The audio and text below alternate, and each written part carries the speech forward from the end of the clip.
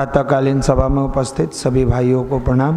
परम पूज्य गुरुदेव परम वंदनीय माता जी की असीम अनुकंपा बनी रहे, ऐसी मंगल कामना युवा प्रकोष्ठ के तरफ से।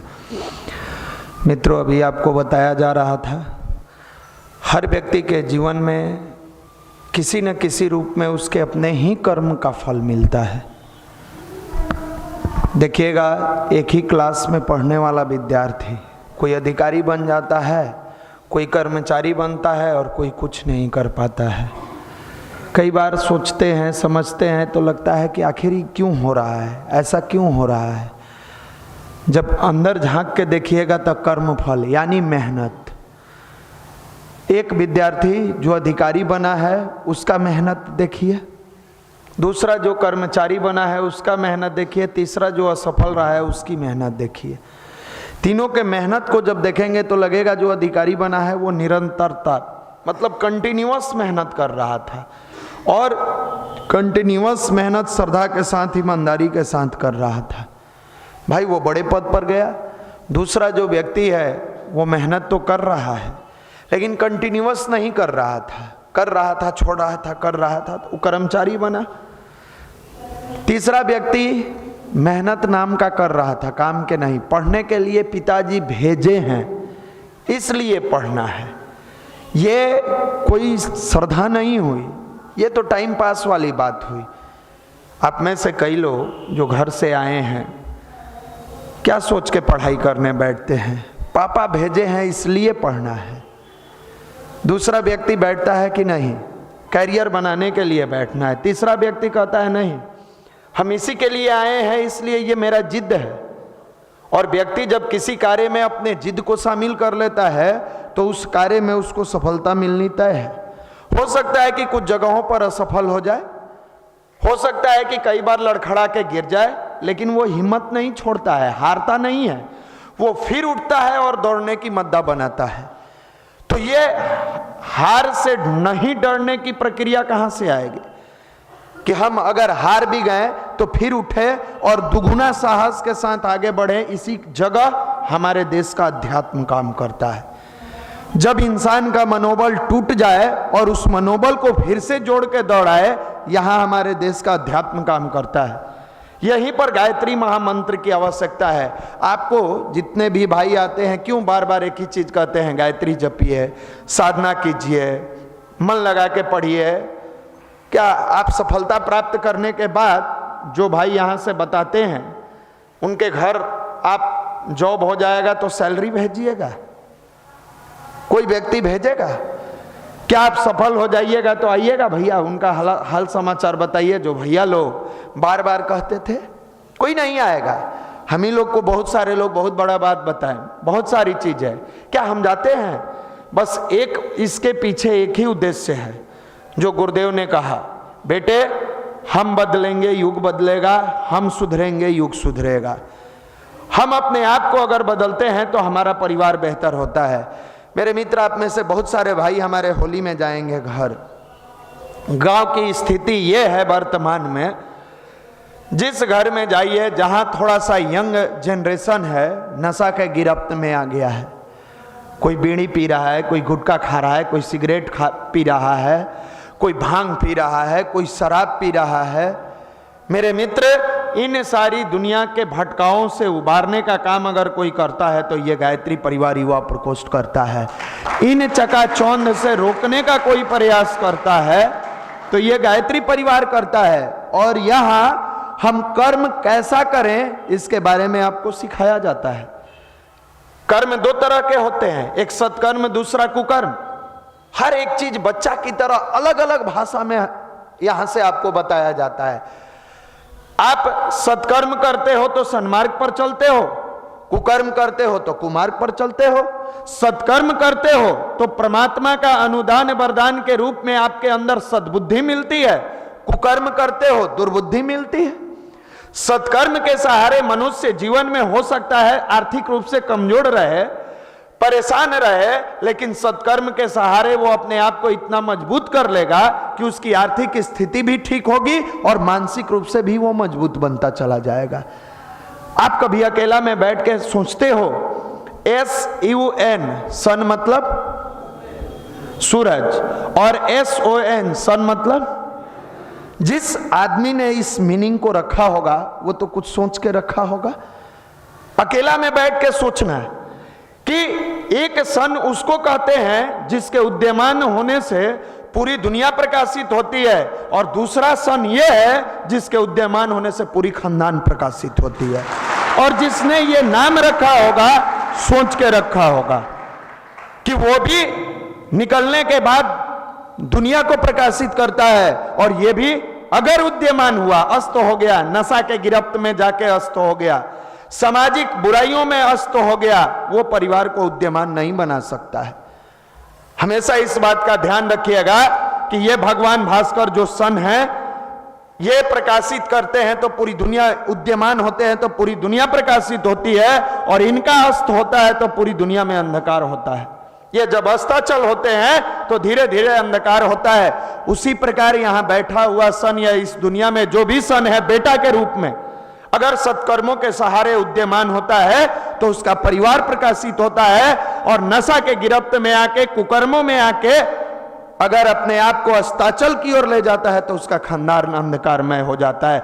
उससे बचाने का काम यह युवा प्रकोष्ठ करता है। मेरे मित्र, अभी PDC समाप्त हुआ है, भाइयों से जाकर मिलिए, पूछिए कैसा लगा 5 दिन।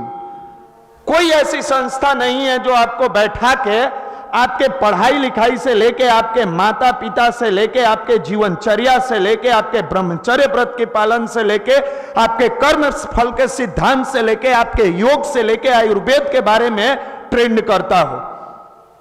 आप ये 5 दिन का 10 क्लास देखिए, जिस 10 क्लास में माता पिता के क्या आप पर स्नेह है, क्या प्यार है, क्या इच्छाएं हैं, क्या उनकी महत्वाकांक्षाएं हैं, किस भाव से आपको यहां भेजा है, इसकी शुरुआत करने से लेके जीवन जीने की कला सिखाई जाती है। योग के माध्यम से रोग को दूर करने का तरीका बताया जाता है। सुबह में नाश्ते में अंकुरित का सेवन कैसे करें, यहां सेवन करा के सिखाया जाता है। इतना ही नहीं, विचारों को व्यवहार में कैसे बदलें, विचारों को अपने अंतरात्मा में कैसे उतार के जीवनचर्या में शामिल करें, इसके लिए 5 दिन की ट्रेनिंग दी जाती है।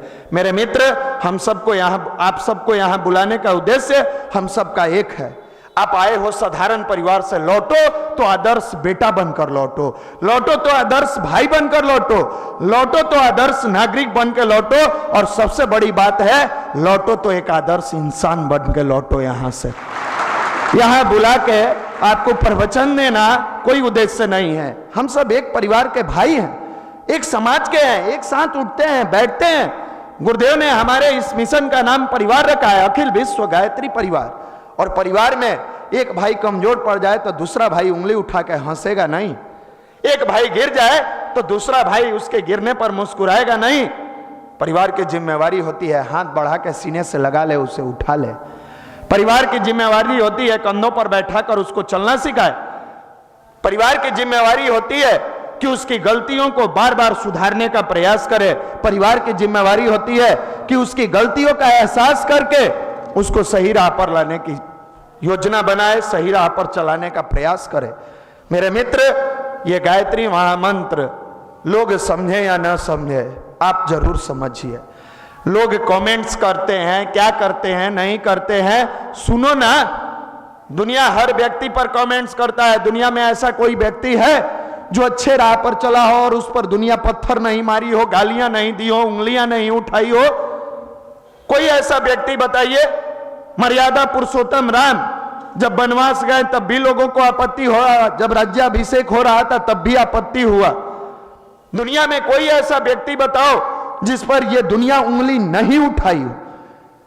लेकिन आपके हमारे अंदर जब गायत्री की साधना करोगे तो एक ऐसा सिक्स सेंस, एक ऐसा कॉमन सेंस पैदा होता है जो स्वयं एहसास कराता है कि यह कार्य मेरे लिए गलत है। आप में से जितने लोग नियमितता पूर्वक गायत्री मंत्र जपते होइएगा, अगर गलती से कोई गलती करते हैं आपको दिन भर बेचैन किए रहता है। क्यों ऐसा कर दिए, क्यों ऐसा किए? और तो और हटाइए, किसी रविवार को, किसी संडे को अगर आप यहां नहीं आते हो, आपका मन बेचैन किए रहता है। हम क्यों नहीं गए, हम क्यों नहीं गए? ये क्या है? एक सकारात्मक रास्ते पर चलने का इंडिकेशन है, एक पॉजिटिव रास्ते पर दौड़ाने का यह आपको सूचक है कि आप दौड़ रहे हैं और दौड़िएगा। इसलिए अफसोस हो रहा है, वरना पटना में 10 लाख लड़के हैं, उनको क्यों नहीं अफसोस हो रहा है। और मेरे मित्र, यही तो कर्मफल है, यही कर्मफल है। व्यक्ति सोचता है कि हमारा कर्मफल क्या है। यह कर्मफल है कि आपके मन में यह भाव उठा कि मुझे अच्छे जगह जाना है। इसी कर्मफल को जब यूटिलाइज किया जाएगा, दूसरे रूप में जाएगा, तो जब आप अच्छे जगह पर आकर बैठे हैं तो बहुत सारे भाइयों द्वारा अच्छी अच्छी बातें बताई जाएगी। उन बातों में से सबको आप एक्सेप्ट करोगे कि नहीं करोगे, लेकिन कुछ बातें जो अच्छे लगेगी उसको आप अपने अंदर उतारोगे। जैसे आपको 20 मिनट की साधना के बारे में 30 मिनट के लिए कहा गया, रेगुलर करना है। आप पहले बैठना तो सीखोगे, बैठोगे, यह कर्म फल है। अभी तक क्या है, सुबह जगे, मन हुआ तो स्नान किए, नहीं मन हुआ मुंह पोछे कॉपी लिए इस क्लास में चले गए। जिस बंदे का माइंड फ्रेश ना हो, जिस युवा का मूड थोड़ा एनर्जेटिक ना हो, वो टीचर द्वारा पढ़ाए गए बोर्ड का 70% वहीं छोड़ देता है, 30% लेके लॉज में आता है। और ठीक इसके विपरीत जिस युवा का माइंड एकदम एनर्जेटिक हो, फ्रेश हो, मेडिटेशन करके जाता है, ध्यान करके जाता है, ऊर्जा को लेकर जाता है, अपने अंदर ऊर्जा को भर कर जाता है, वो युवा जब क्लास में बैठता है तो 70% लेकर आता है। 30% वो जो नहीं समझ पाता है या नहीं ले आ पाता है, वो रिवीजन करने के बाद 30% को गेन कर लेता है। और मेरे मित्र, ये छोटी छोटी प्रक्रिया हैवान को इंसान बना देती है। ये छोटी छोटी प्रक्रिया बेरोजगारों को रोजगार के तरफ ले जाती है। छोटी छोटी प्रक्रिया इंसान को एक एक कदम आगे बढ़ा के उसकी मंजिल तक पहुंचाती है। और इसी का ट्रेनिंग देता है ये युवा प्रकोष्ठ। यहां ऐसा नहीं है कि हजारों की भीड़ बैठा लिए आके यहां प्रवचन दे रहे हैं। यह प्रवचन का मंच नहीं है, उसके लिए देश में बड़े बड़े पूजनीय बाबा जी लोग हैं। ये युवाओं का ऐसा ट्रेनिंग सेंटर है जो कायरों को हिम्मत वाला बनाता है, भटकों को राह दिखाता है, अनगढ़ को सुगढ़ बनाता है, हैवान को इंसान बनाता है। और उस ट्रेनिंग के लिए आपको सुबह शाम यहां बुलाया जाता है कि आप उन विद्यार्थियों में अपना चेहरा मत देखिए जो गांव से आके कॉपी लेके क्लास में बैठता है, टाइम पास करता है, बेरोजगार आया है, बेरोजगार लौटा है।